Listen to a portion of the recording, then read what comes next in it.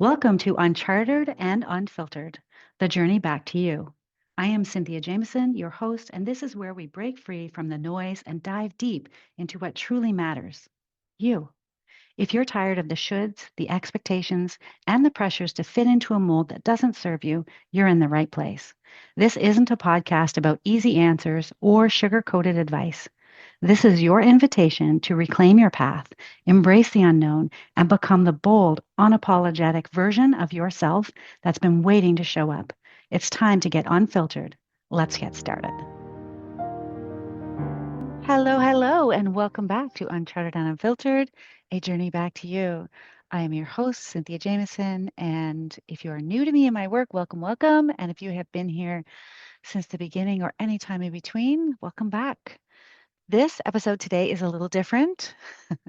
I feel like I've been saying that a lot lately, and there's a reason for that. Normally, by the time I sit down to record, I have had a chance to let the lessons marinate, but today the insights are still unfolding, and I want to bring you right into the moment with me, even if it's messy, because sometimes I think that is where the best bits are.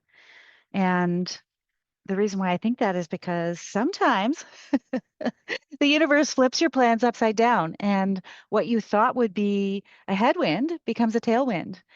What looks like disruption becomes a gift, and what you get instead is wind at your back.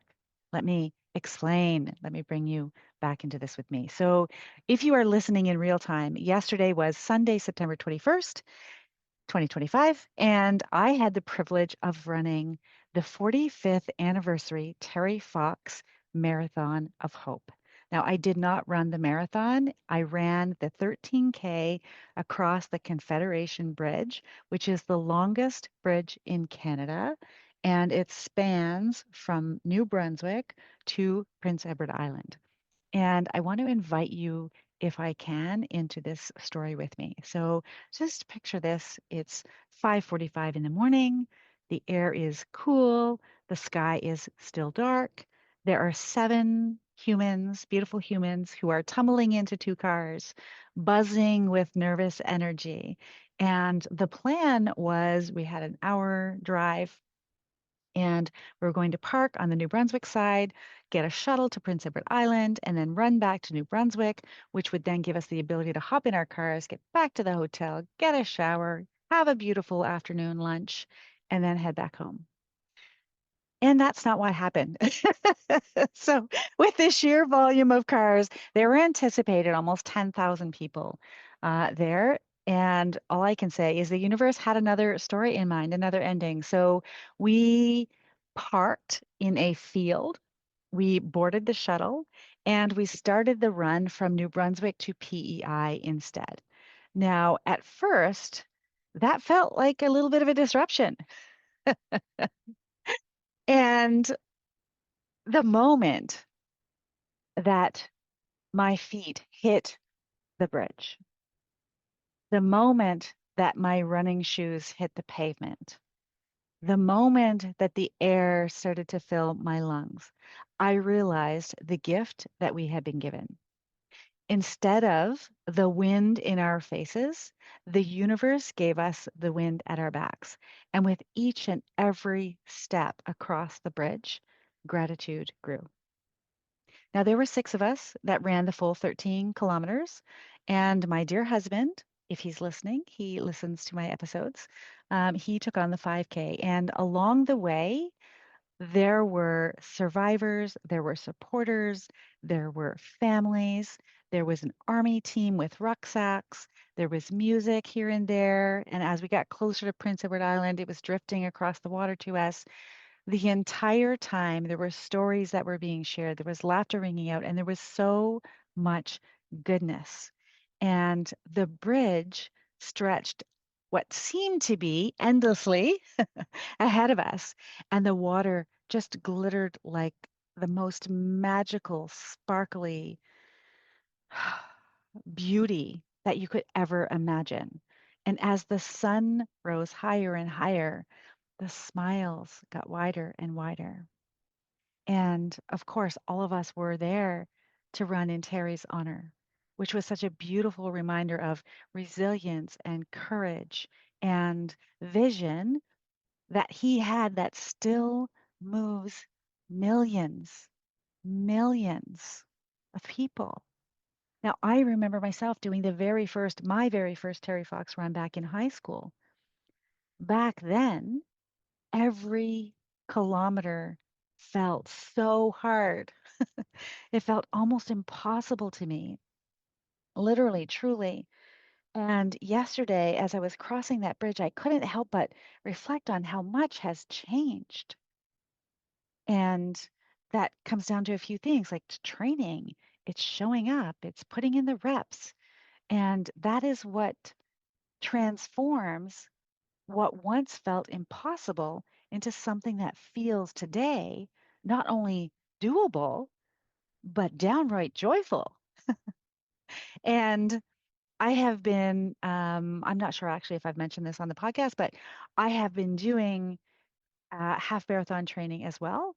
And I've been doing that here in Fredericton. And that is echoing this lesson for me because for almost 7 years where I was living where I used to live, I ran alone for the most part. And this time I was inviting other people to join me. And community has changed everything. I have an individual who's matching my stride, literally, like kilometer for kilometer. And we went out for a long run on Friday, and we have friends that they help us do the early kilometers together. Someone else joins you halfway, which brings fresh energy and laughter and different stories. And my husband joins and waits at the cafe with, a warm shirt and brings me my favorite snack, and we all have coffee together. And that makes recovery joyful instead of shivering.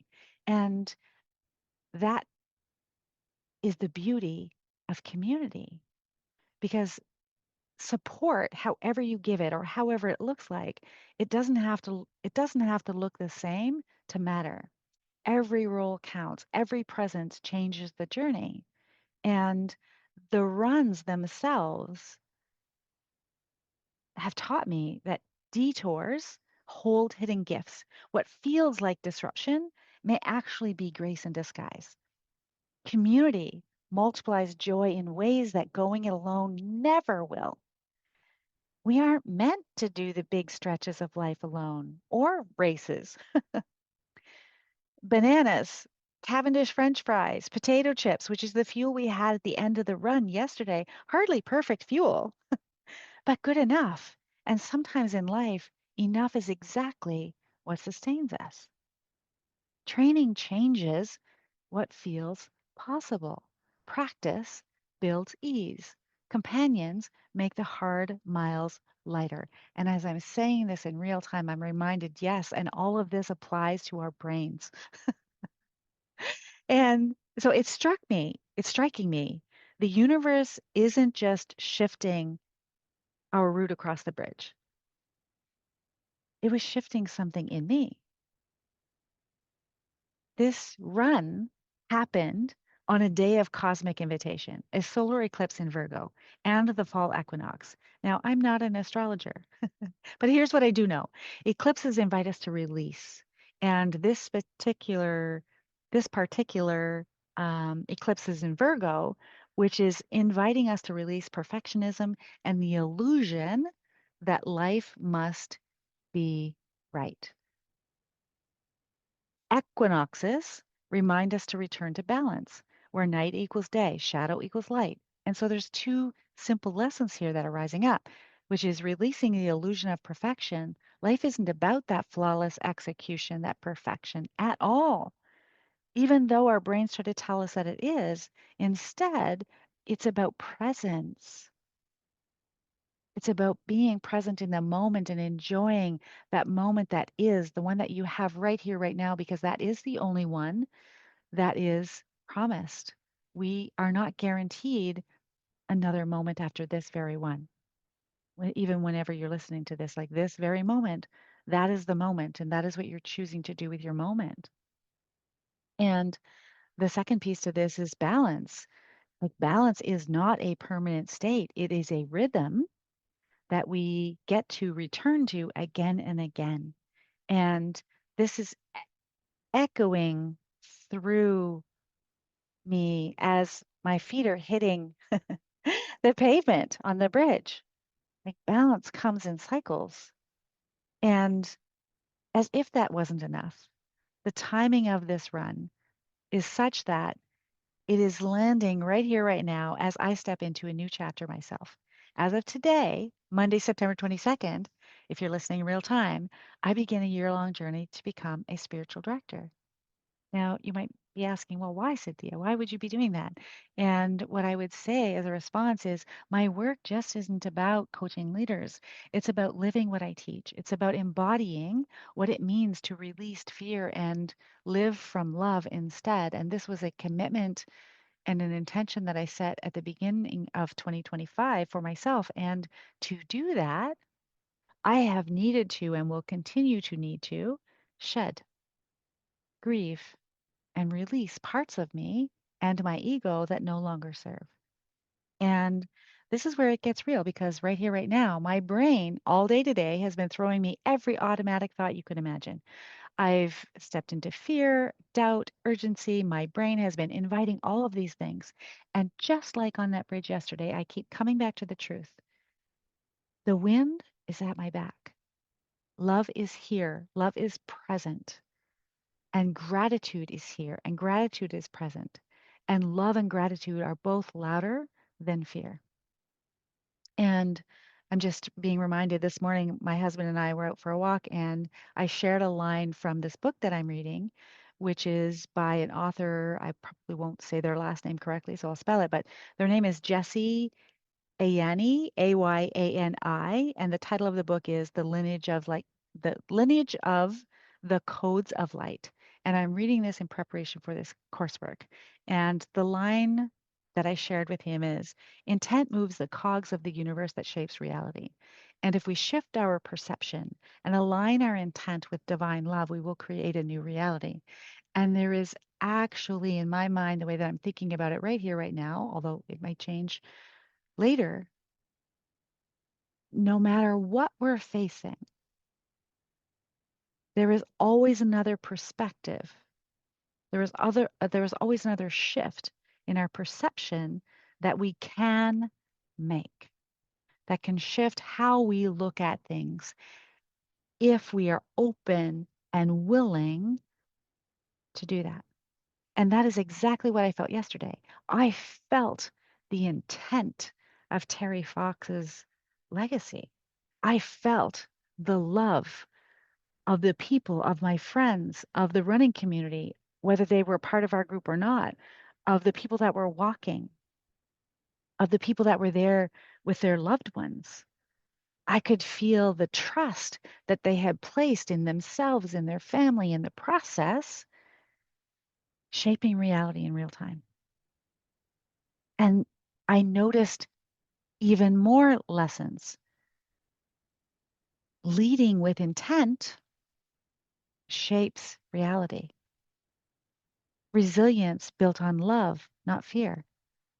And we always know it. I always say this on the podcast. We always know it by how it feels because fear tightens the grip and it feels so constricting, and love loosens it and it feels expansive and it carries you forward.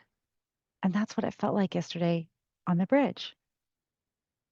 Leadership means asking for help, like my husband securing a late checkout for all of us while we ran. He, because he was doing the 5K, he was going back to the car, and he's like, actually, I think it would be a really great idea if I went back and secured a late checkout for all of us. Um, and that was such an incredible gift. And he even had coffee from two places waiting for us when we returned. And that is leadership in action. And sweetheart, if you are listening, which I know that you do, I just want to say thank you on behalf of everyone. That made everyone's arrival even that much more joyous. Which brings me to another lesson, which is legacy. Legacy is built in the long run. Just as Terry's courage continues to ripple through millions of lives 45 years later. The question I have for us is, what small act of courage will ripple beyond you? And so with that, today, I leave you with this. What bridge are you crossing right now? Where in your life do you need to loosen your grip? Where do you need to lift your face to the wind and let it carry you forward? Now, as I mentioned, I'm not done receiving the lessons from this run, this eclipse, or this equinox, that is for sure, or this new chapter. But I do know this. I am ready to let everything that needs to go, go, and to let everything that needs to come, come. And I thank Tasha Silver for that quote. It is that prayer. It is beautiful. I have been leading myself through this phase with that as a mantra. And if you are longing to make that same shift from fear to love, from control to trust, I invite you to join us inside Be the Light. I'll leave all the details in the show notes. It is a space where we walk this path together. And if you feel called to do this work with me, all the details are on my website.